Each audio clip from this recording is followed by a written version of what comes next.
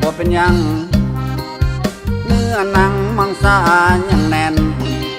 แก่แต่กายหัวใจยังหนุ่มและแถมบ่เคยกุมและเรื่องสู้เรื่องแฟนมีก็เอาบ่มีก็ได้มีก็เอาบ่มีก็ได้ละแม้นมีขอให้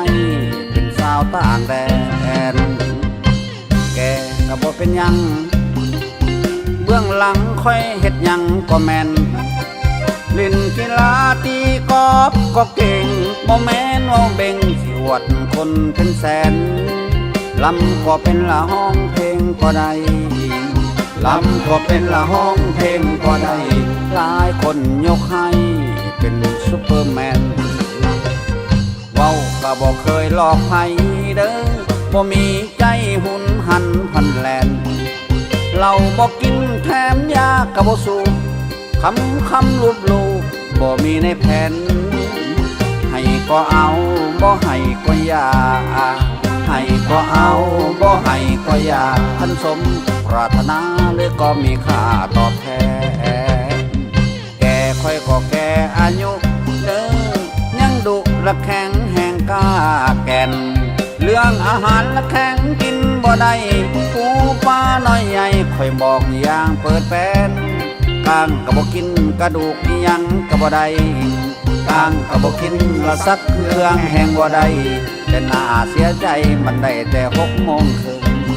6 โมงครึ่งยามได้กะ6 โมงครึ่ง6 โมงครึ่งยามได้กะ6 โมงครึ่งห่วยเสียงคำโดยโมงข่อยมันสมว่าเป็นจังซี่หวะมันเป็นจังไดขนาดโยเข็มมันเตยแต่ละแสะอยู่นี่เด้อบ่แม่นมันตายแล้วบ่ขนาดสงสัยมันตายแล้วที่บ่อนี่นะคือจังว่าเห็นถือไปตีกอบอยู่ทุกมือจังว่านี่แหละเว้ยเราไปแปลงสติอาจารย์เอาไปแป้งแล้วเขาให้ซื้อยาบำรุงว้ายเป็นจังสิมันจะได้ไปอาหารขายยาได้เลยไอ้นี่เลย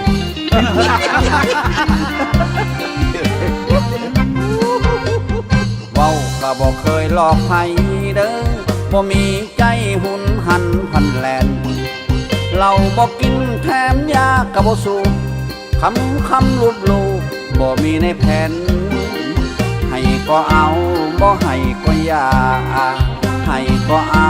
บ่ให้ก็อย่าทันสมปรารถนาหรือก็มีค่าตอบแทนแก่ค่อยก็แก่อายุ